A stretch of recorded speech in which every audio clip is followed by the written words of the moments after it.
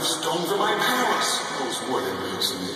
Magic practicing priests, these so-called wise men. Why, their magic is useless, and I see no wisdom in them. My lord, this is the Hebrew, Joseph. He is the one you sent for, the one who 2 years ago interpreted the dreams of your servants, the chief of the cupbearers, and the chief of the bakers. Yes, I know. So, you are the Hebrew slave who interprets dreams. My chief of the cupbearers highly recommends you as a discreet and wise man. Very unusual powers. Are you a man of magic?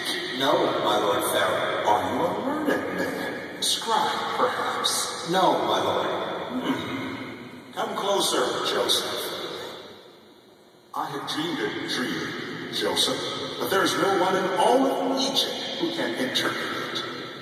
Now, I myself have heard it said that you can hear a dream and interpret it. I need not be considered. My God Jehovah will announce welfare to Pharaoh. Very well. In my dream, here ascending out of the river Nile were 7 cows, fat-fleshed and beautiful in form. And here there were 7 other cows ascending after them, poor and very bad in form and thin-fleshed. And the skinny and bad cows began to eat up the first 7 fat cows. So these came into their bellies, and yet it could not be known that they had come into their bellies, as their appearance was bad, just as at the start. At that, I woke up. Is that all, my lord? No, there is more, Joseph. After that I slept again, and I saw in my dream, and here there were 7 ears of grain coming up on one stalk, full and good.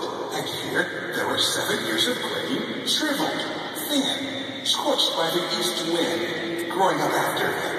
And the thin ears of grain began to swallow up the 7 good ears of grain. Joseph, tell me, if you know, what does your God, this Jehovah, say about my dreams? My lord, the dream of Pharaoh is but one. The 7 good cows are 7 years. Likewise, the 7 good ears of grain are 7 years. My lord, there are 7 years coming with great plenty in all the land of Egypt.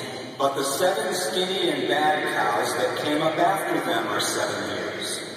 And the 7 empty ears of grain, scorched by the east wind, will prove to be 7 years of famine. Ah, Joseph, what you have spoken is indeed from the true God.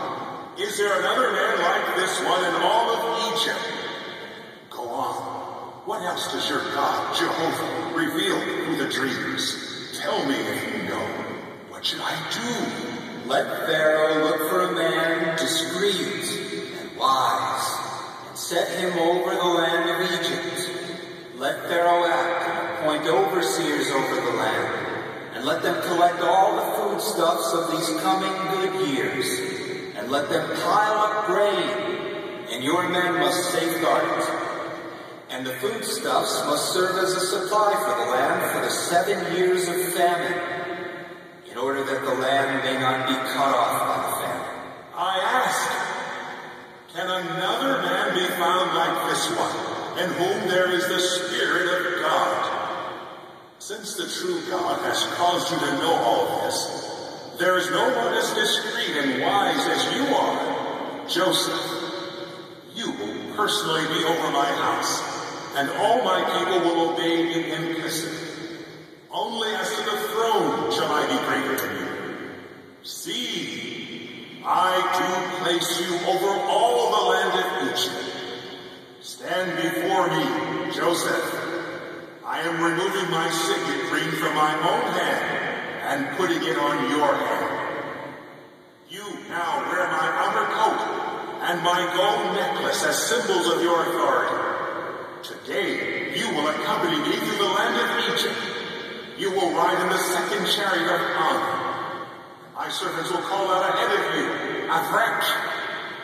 Today, I am appointing you over all the land of Egypt. I am Pharaoh, king of Egypt. But without your authorization, no man may lift up his hand or his foot